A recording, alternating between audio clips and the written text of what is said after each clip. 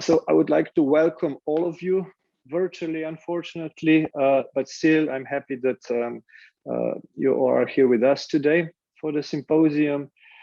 The symposium, the Ljubljana Clinical Neurophysiology Symposium, is organized by the Slovenian Society of Clinical Neurophysiology and the Institute of Clinical Neurophysiology at the University Medical Center Ljubljana.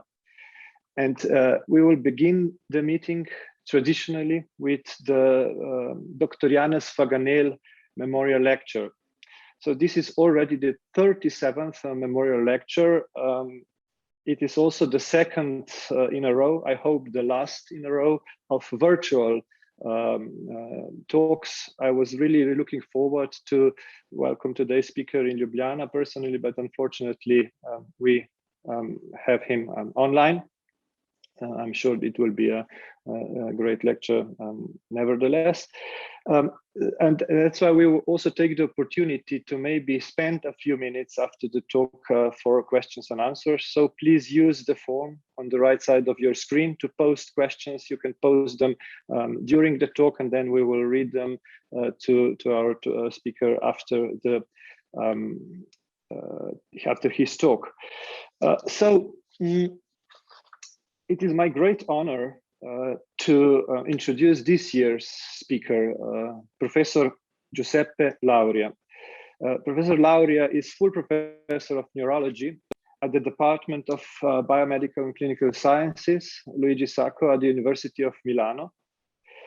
He's also scientific director at the IRCSS Foundation Carlo Besta Neurological Institute in Milano. He's co-author of almost 300 peer-reviewed papers, H-index of 61, co-author of 16 books, chapters, and 3 books. He's also editor-in-chief of the Journal of the Peripheral Nervous System. And small fiber neuropathy is one of his most important clinical and research topics. And this is also the title of today's talk. Professor Lauria, please. Thank you very much, and good morning to all. Let me share the screen. I wish first to thank Blat and the entire scientific committee of the Clinical Neurophysiology Society of Slovenia for inviting me. It's really a great honor to take this memorial lecture, which is entitled Small Fiber Neuropathy. And in the next minutes, I will go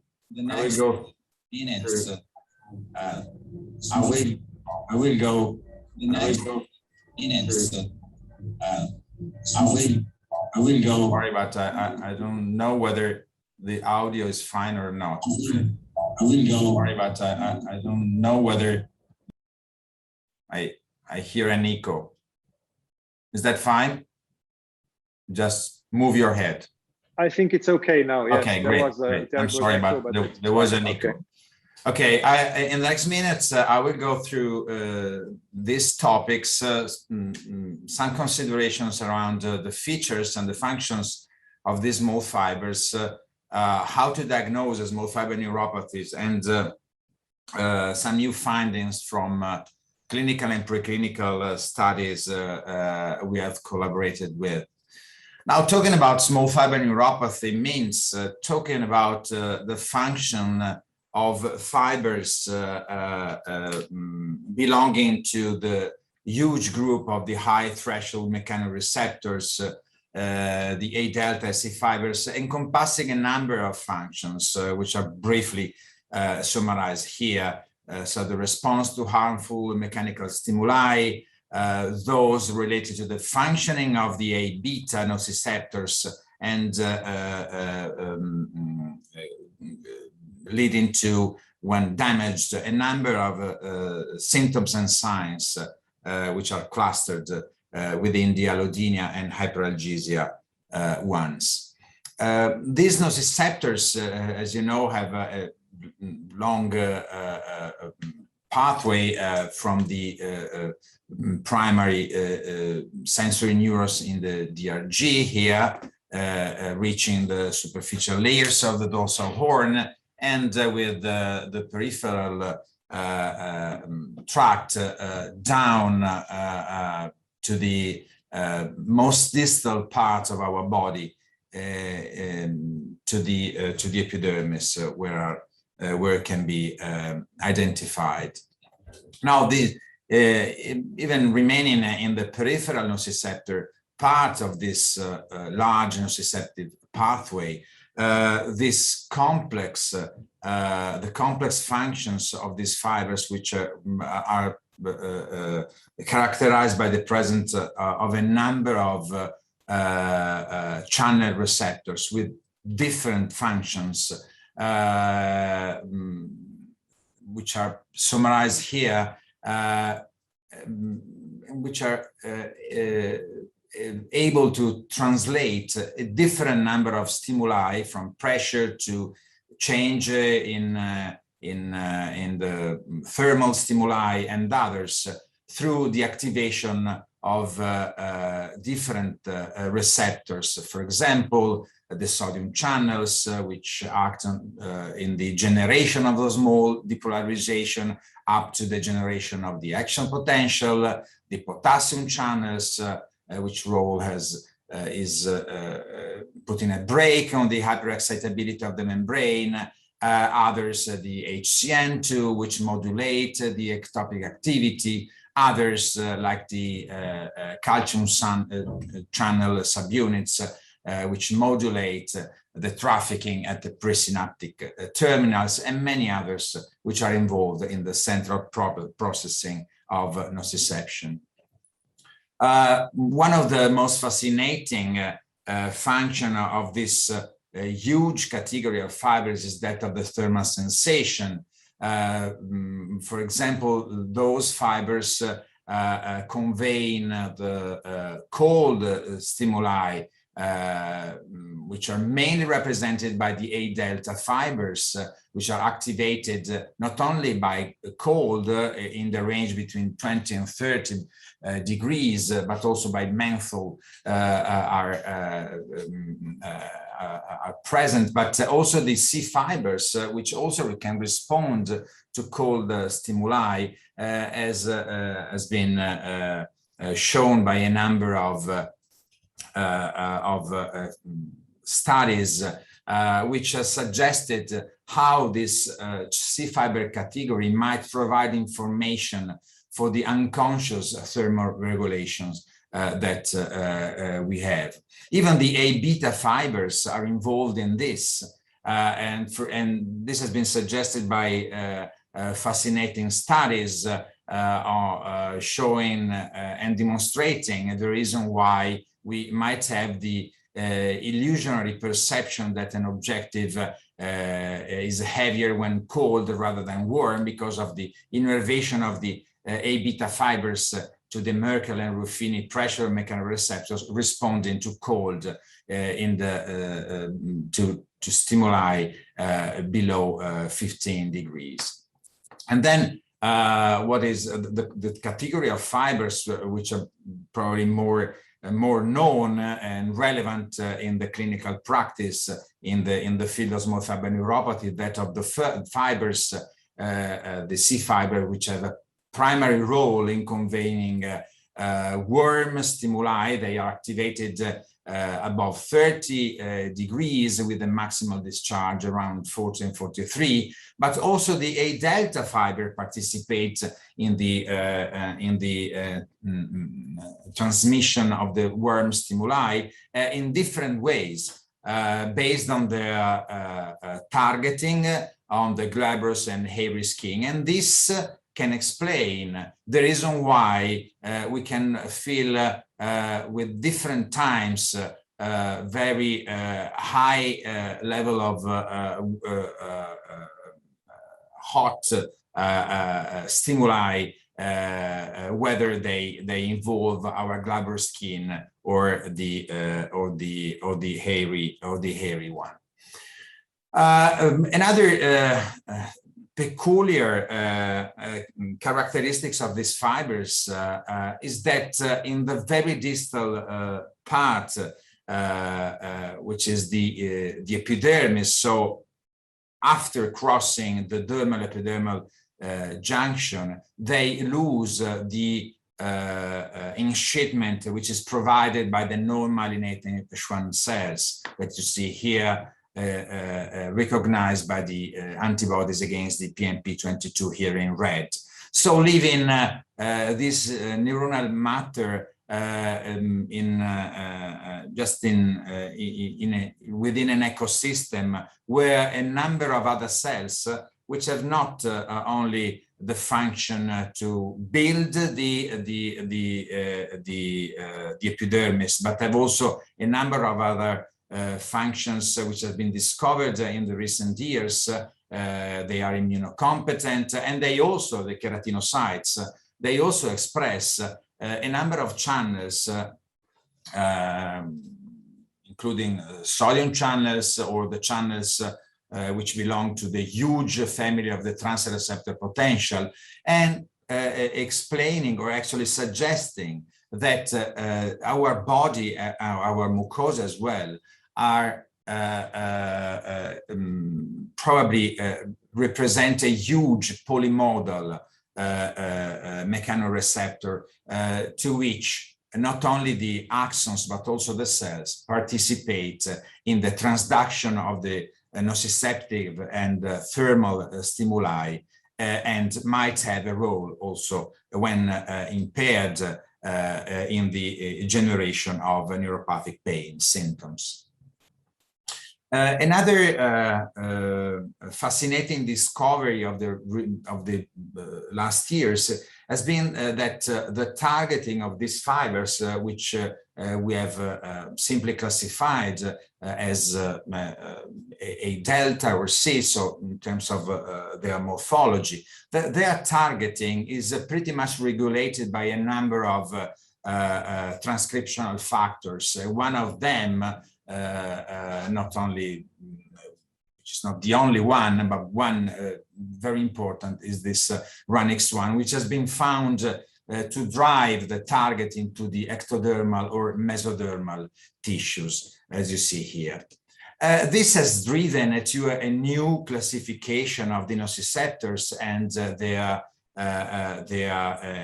peripheral endings,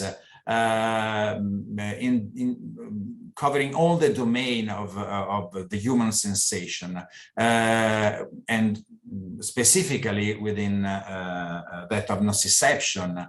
Now it is the molecular phenotype of the neurons that is known to drive their functioning in physiology and actually having some role also in diseases. Functioning which is driven by, as you see, a number of transcriptional factors and channels which are shared by different neuronal subtype, but that somehow can identify their peculiar role. So there is very much that beneath what we simply see when we look at of these fibers, just taking a little piece of skin, as you see here, and the function of these fibers that we here identify with an unspecific cytoplasmatic markers have very much to be discovered yet. And this have an importance, of course, on how we face with their functioning and damage in disease that we investigate essentially through the assessment of their structural changes that now, as you know, we do at the very distal targeting of these fibers, so in the skin, where we can identify a number of things related to their morphology and their changes, but also, of course, at the functional, at the clinical level through the neurological examination or more sophisticated quantitative sensory testing, which is now part of the clinical approach. This to introduce the second issue, which is how do we diagnose small fiber neuropathy in practice, in clinical practice? Now, small fiber neuropathy is a quite interesting clinical condition because for a number of reasons, which we know really not that much, okay? It is a quite peculiar condition in which a specific part of our somatosensory nerves are impaired. These fibers and this condition leave, in many cases, the function of the large sensory fibers intact. And this is what we see in clinical practice with patients complaining of symptoms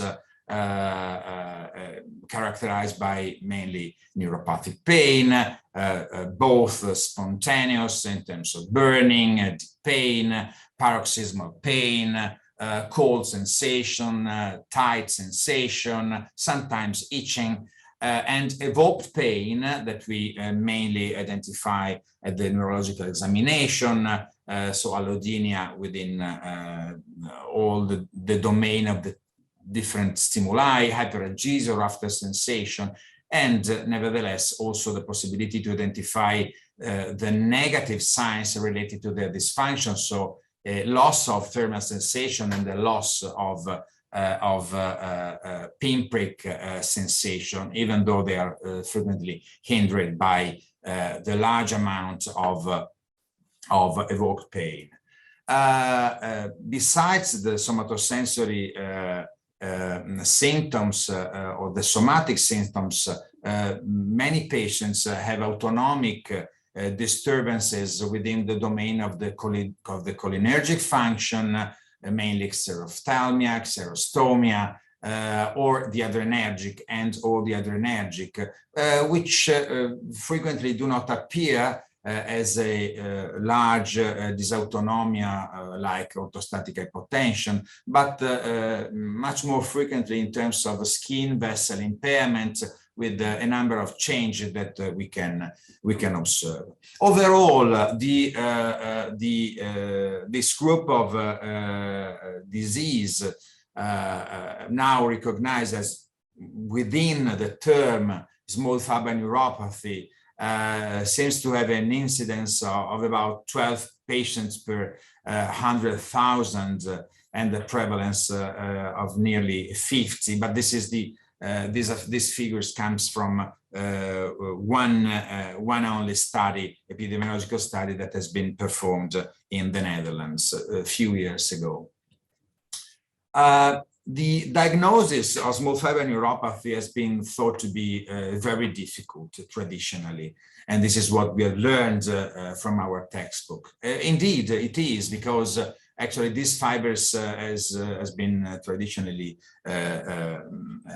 named as invisible at the routine clinical neurophysiological studies. And indeed, in the patients in which there is no impairment of the large fibers, neuroconduction study is normal. So some years ago, actually, we have proposed some criteria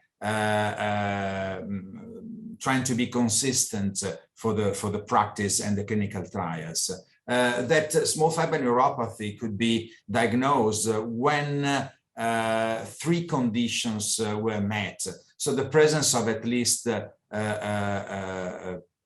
two among clinical signs, which are again in the domain of the evoked and pain, consistent with a distribution which could be length or no length dependent, changes in terms of threshold for warm or cooling sensation at the quantitative sensory testing, and reduced density of those fibers I showed you before in the epidermis, as demonstrated by the skin biopsy. This led to a number of re-elaboration of this criteria, which has been summarized by the NeuroDiab criteria in terms of possible, probable, definite, which, however, included also the domain of the symptoms. Of course, the symptoms of pain, spontaneous or a little bit evoked, is what bring any patient to us, to the neurologist. Now, quite recently, we have performed another study to figure out whether we could confirm or elaborate a little bit this concept. And from a quite large group of about 340 patients with possible sensory neuropathy, going through, we identified 187 patients with a possible small fiber neuropathy, to which we applied the criteria I've just mentioned, to come with a group of 149 patients with definite small fiber neuropathy. These patients, as you see better here, had in 70% of the cases met the criteria in terms of presence of at least 2 clinical signs and abnormal findings at both QST and skin biopsy, while 20% had clinical signs and abnormal skin biopsy alone. There was a percentage of 5.4% of patients showing clinical signs and abnormal QST alone, so that means with normal skin biopsy. And even in the same percentage, some patients did not have clinical signs, so they only complained of symptoms, so pretty much like the others, but had abnormal QST and skin biopsy, so fulfilling our criteria. What I wish to emphasize is that in this study, which had included also a follow-up of at least 1.5 years, all these patients developed clinical signs, so meeting entirely all the criteria that we had proposed. This is how the clinical signs presented, and it is quite interesting to me, emphasizing that the presence of negative signs could be identified in a quite large, you see 67% of patients in this group, which were associated with positive signs in terms of allodynia and hyperalgesia in nearly 80% of them. That means that the focused clinical examination of these patients can allow at identifying also evidence related to the dysfunction of these fibers overall. Looking at the performance of the QST, we have elaborated a little bit the examination, including and combining the methods of the limits and the levels while assessing the warm and cooling thresholds at the feet, actually. And the best performance was achieved when there was a combination of limits and levels approach, and when the examination work was performed at both the feet, looking at the threshold for warm and cooling as well. This is, of course, very, very time consuming, and actually a good performance could be obtained remaining or limiting the examination, the QST study using the method of the levels at both the feet, nevertheless, and again looking at the warm threshold, which is quite expected, but now we have much more consistent figures. Now, let me go back to our cohort of patients, because what we have found quite interesting, also regarding the proposal and the elaboration for a new diagnostic criteria, is the fact that 38 of our patients that we had classified as possible small fiber neuropathy, because we were using our approach, which is based essentially on the science. 38 patients presented with symptoms, but did not have any clinical sign of small fiber neuropathy, as I described before. Now, these patients over the follow-up showed, however, that remained as they were in a small proportion. So only 4 of them complained of symptoms at 1.5 years, while 34, which is almost all of them at the follow-up, had no symptoms at all. But what I wish to emphasize is that in any case, they did not develop any clinical sign, and did not show any impairment at the skin biopsy examination. Only 4 had an abnormal QST, and at the follow-up remained normal in terms of skin biopsy assessment, so not fulfilling the criteria we have proposed. So, in summary, what we have proposed more recently is that patients with sensory symptoms and normal neuroconduction studies, so belonging to the possible group of small fiber neuropathy. In these patients, it is the combination of clinical signs and abnormal findings at the QST and skin biopsy that can more reliably support the diagnosis of small fiber neuropathy, much more than the finding of abnormal QST and or biopsy in the absence of clinical signs. The fact we have confirmed that both QST and skin biopsy have very good specificity and sensitivity, but we wish to emphasize that the painful symptoms alone are not reliable to define the diagnosis, and I think it is very, very important, mainly because the group of the so-called small fiber neuropathies is enlarging very much, including categories of disorders in which very likely there is a disruption of the nociceptive pathway in different ways. We don't know yet how in detail, and the best example is that of fibromyalgia. But actually, this means that all these other disorders which are surrounding the core of the small fiber neuropathy, which needs a defined diagnosis, also because not only because we need to deliver a diagnosis to the patient, but we need defined criteria for the clinical trial, has to be considered with caution. So the criteria for definite small fiber neuropathy that we now wish to propose to the scientific community is that the disease should be defined when there are clinical signs and evidence from the diagnostic tools, which are skin biopsy and QST, that again should be performed using the method of the levels, assessing both warm and cold if possible, but in any case at both the feet.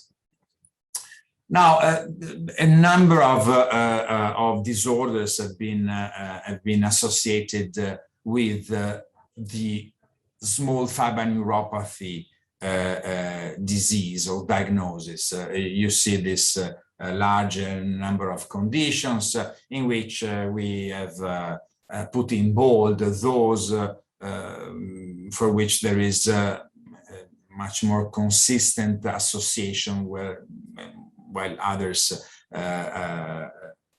refer mainly to anecdotal studies or small case series. In any case, among them, what have raised large interest is that of the sodium channelopathies. So the evidence of variants within in genes encoding for the sodium channel. Why? Well, actually, because the sodium channels which are expressed in the DRG and their endings are involved in a number of pain modalities, which are not only related to the classical nociceptive pain pathway at different level, where in this now probably old representation reports mainly the 1.7 and 1.8, but also in the domain of the non-nociceptive pain pathway, which is that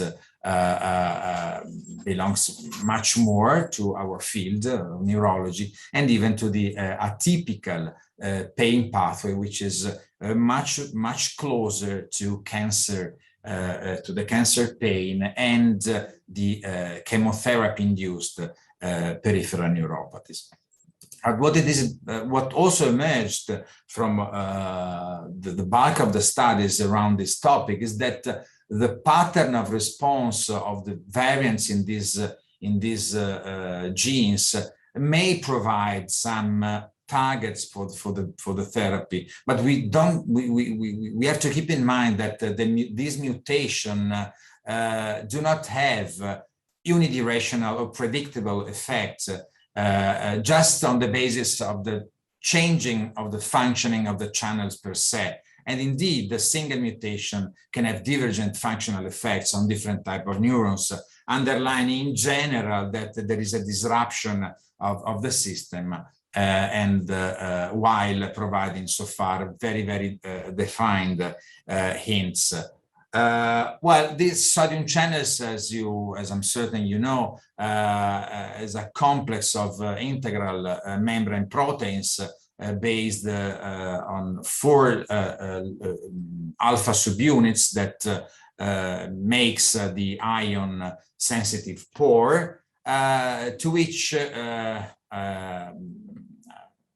there are also 4 small auxiliary beta subunits, which role is now more and more elucidated by new studies, and which is supposed to be that of the modulation of the kinetic at the channel and also of the trafficking of this protein in the membrane. So the reason why the sodium channels have become part of the examination and the interest in the neuroscience of the peripheral neuroscience, peripheral nervous system research is because in the last 10 years, a number of mutations, first in the gene encoding for the 1.7 subunit, but very quickly also on the gene encoding for the 1.8 and 1.9 have been identified first in patients with classified as idiopathic small fiber neuropathy, so without any other recognized cause for the neuropathy, but very quickly also in patients with the same clinical picture, which was a predominantly small fiber neuropathy and very painful disease associated with the diabetes, for example, and chemotherapy induced painful neuropathy more recently. Now, quite recently, mutations also in this beta subunit have been identified. And this is quite interesting because this has widened not only actually the spectrum of the possible changes in these channels, but also suggesting that a number of different potential druggable target could be considered. This is the first, which has been found indeed in a patient with a quite severe painful neuropathy associated with diabetes, in which we hadn't found any mutation in the classical genes encoding for the alpha subunit of the sodium channels, and their pathogenetic role has been demonstrated by the evidence that this mutation made the DRG receptors more excitable and with an increased repetitive firing. Very recently, our large group of colleagues and friends have identified another variant which has also increased the interest in this field, because this variant is which is identified here in purple and just published in the Journal of Neurophysiology, induces an hyperexcitability of the DRG neurons, but for a number of reasons, we believe it could also have some role in modulating and possibly increasing the trafficking of the sodium channels to the neuronal membrane. This, of course, widens very much the complexity of what is behind a clinical picture, and even a gene variant found in individual patients. So this group of sodium channel painful neuropathies is becoming larger and larger. We are finding a number of sporadic patients, but also we have an increased number of familial cases with age of onset variable from the adolescence to, as in this case, the adult. Thank you.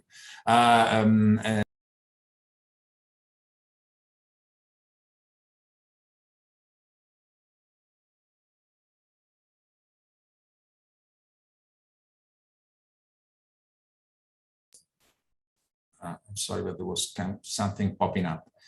With many diseases, diabetes and chemotherapy first, with the clinical picture, which goes from a classical one with a length-dependent pure small fiber neuropathy, but also a mixed picture with the involvement of large sensory nerves, and new phenotypes, including non-length-dependent presentation, proximal pain, episodic pain, and in some families also itch. Patients with different degrees of dysautonomia and whose evaluation has been interesting because allowed making some correlation between the biophysics evidence at the patch clamp examination, the genotype and the phenotype. Let me make an example from now a quite old paper, but anyway, which can demonstrate this concept, I think, quite well. This was a group of 5 patients with a classical painful small fiber neuropathy, but 3 of them complained of a quite severe dysautonomia, while other 2 did not. Well, they were harboring 2 different mutations, and what our colleagues at Yale demonstrated is that both this mutation rendered the DRG neurons hyperexcitable, so explaining why there was this severe neuropathic pain, but only this variant had a functional impact on the sympathetic neurons, rendering them hyperexcitable, and therefore explaining the reason why these patients had both a painful neuropathy and dysautonomia. This has been very well demonstrated at electrophysiological level, as you see here, with the mutation assessed in the two different subtypes of neurons. This is interesting because actually started including or started allow us prompt our consideration between the possible relationship between the widening of the preclinical studies and the transition of the findings to the clinical research to identify whether it would be possible to contribute in the long and difficult path towards a personalized pain medicine. So let me make you some more examples. The involvement of sodium channels in the experimental models of painful neuropathy is important also for diseases with a high epidemiological impact, like painful diabetic neuropathy. Indeed, in rodent models of painful diabetic neuropathy, it has been found that there is a number of changes in terms of regulation of different subunits of the sodium channels that you see here. What is important is that these nociceptive fibers show an altered sodium currents and firing, but also the fact that hyperglycemia can trigger pain in diabetic neuropathy through the changes in the functionings of this sodium channel. And this has been demonstrated at different levels. In this very elegant study published 10 years ago now, it has been demonstrated that the conduction failure, which I don't have to teach you, is a physiological break to the convey of the nociceptive signals to the central nervous systems in response to a repetitive activity. Well, this not only occurs at the branch point of the axons, but also throughout the length of the axons of the nociceptive C fibers. Well, in the rodent model of the painful diabetic neuropathy, it has been found that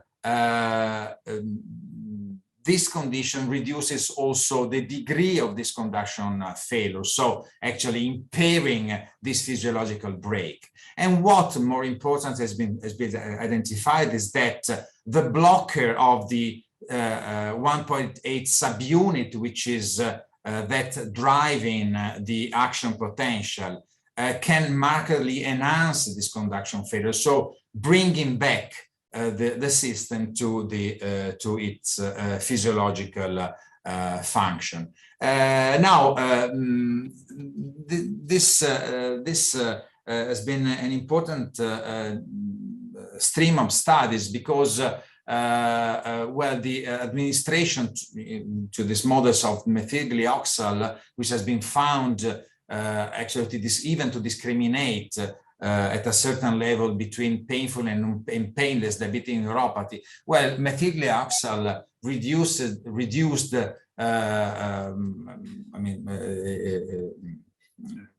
number of effects in terms of the activation of and the depolarization of this of the nociceptor, but this is because it has been found to enhance the excitability of the neurons through changes at the post-translational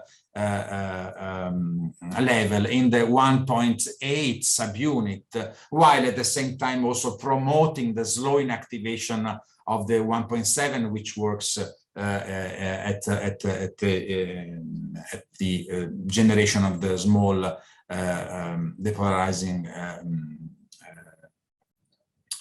nerve. And this has been prevented in the experimental model, blocking the functioning of the 1.8 subunit. This has prompted the study of new possible targets. Now, one further question is why these fibers degenerate when there is an impaired function of sodium channels, which actually should just regulate their the membrane excitability.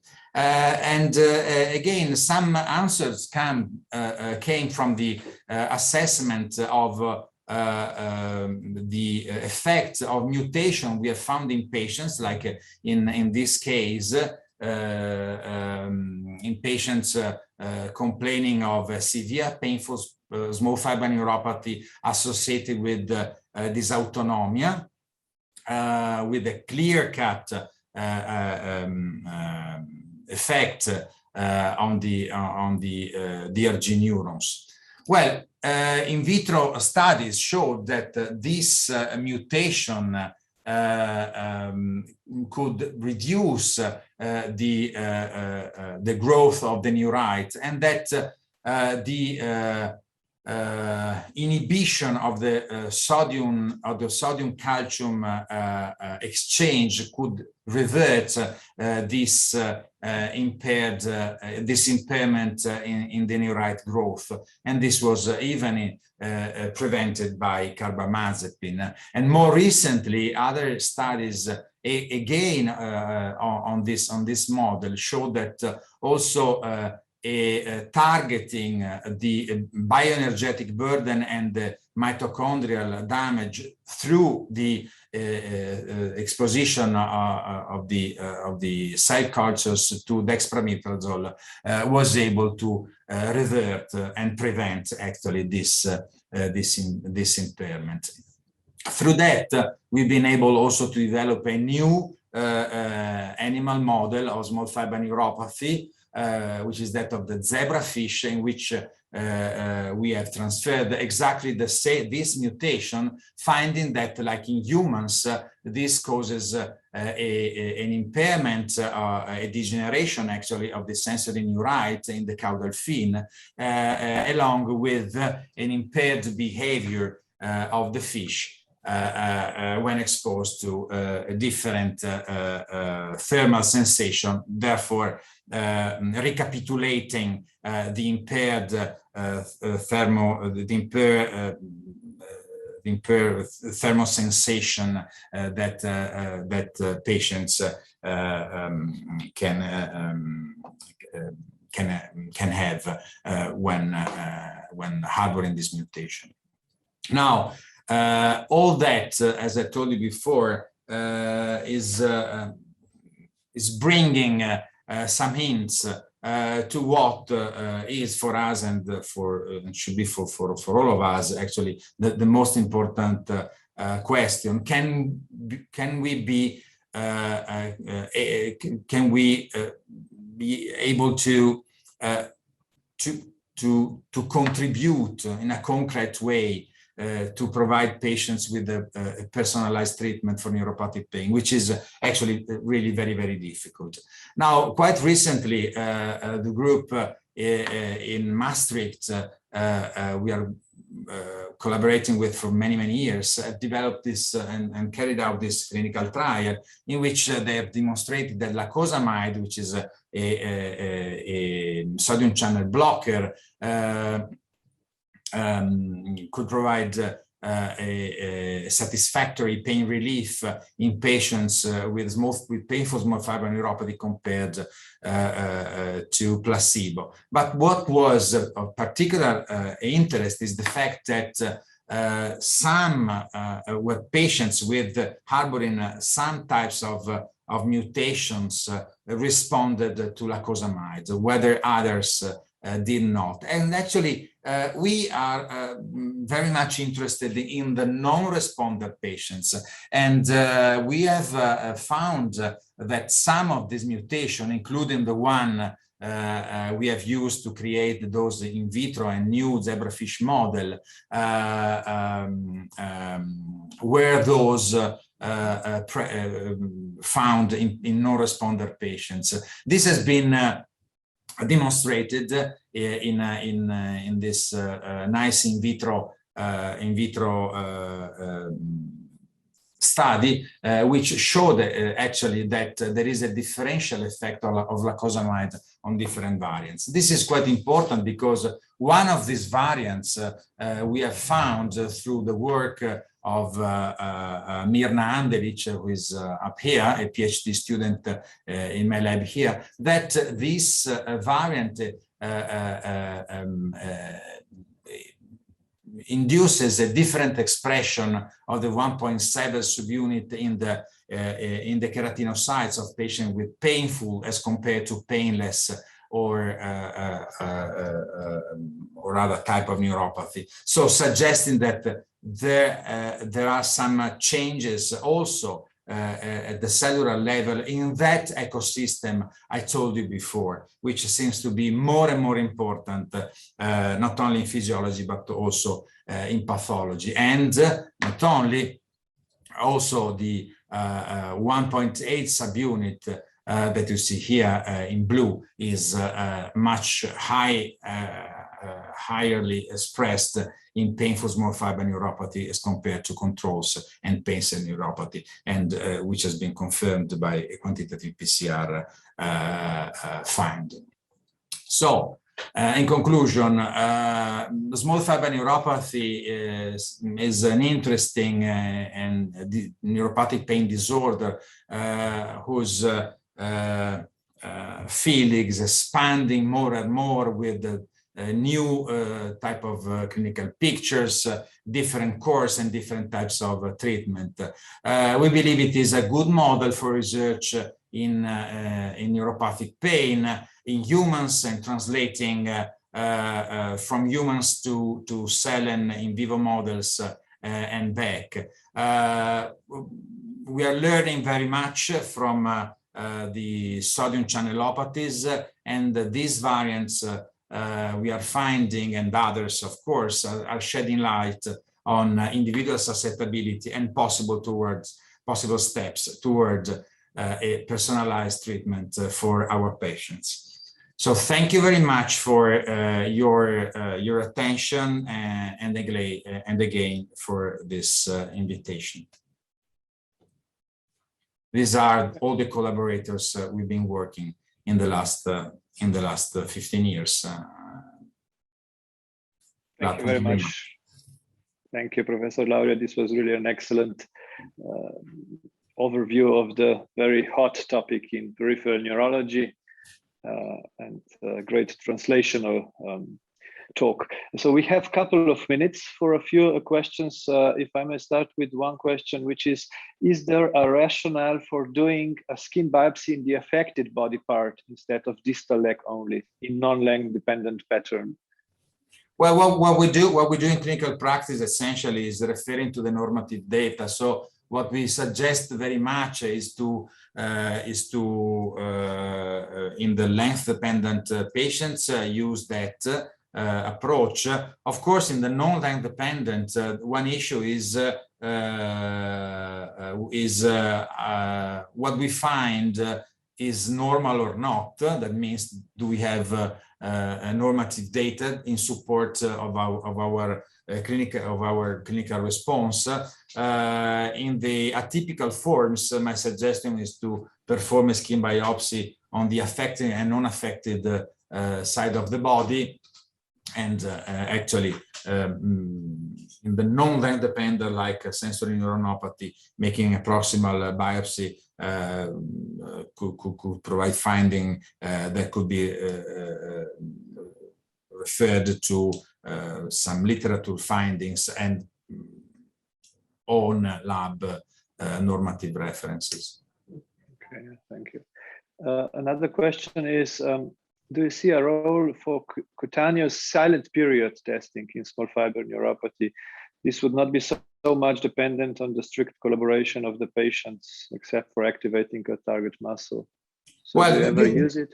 Yeah, well, this is very important. I mean, this is very interesting. The word important is it could be, but unfortunately it has not been so far part of the examination of these patients. This is for sure interesting because, I mean, for example, in some patient with CRPS, the compensated regional pain syndrome, interesting changes in terms of cutaneous silent period can be found. Enlarging the field and including the cutaneous silent period could be interesting. So it would be very welcome any study on that. Thank you. And another important question: how do you choose patients for genetic testing? So which patients would you send for genetic testing? Well, now since we are doing that for research purposes, we identify the patients through the diagnostic path I told you, and then when they belong to the group of the classical small fibers or defined groups of atypical presentations, we now carry out the genetic examination that now is changed, to be honest, from a gene panel to a whole exon sequencing and very, very early to a genome-wide. Okay, thank you. So if there are no other questions, I think we're perfect on time. Thank you again for giving us this great lecture, and hope to see you soon in Ljubljana live. I would like really very, very much. Ljubljana is a fantastic city. I was there, and I really hoped that it could be possible to reach you and give this lecture there. I hope that having given this lecture online will not prevent you to invite me one more time. He's just opened the door. Yes, yes. Thank you. So thank you very much, and have a good day to all. Thank you.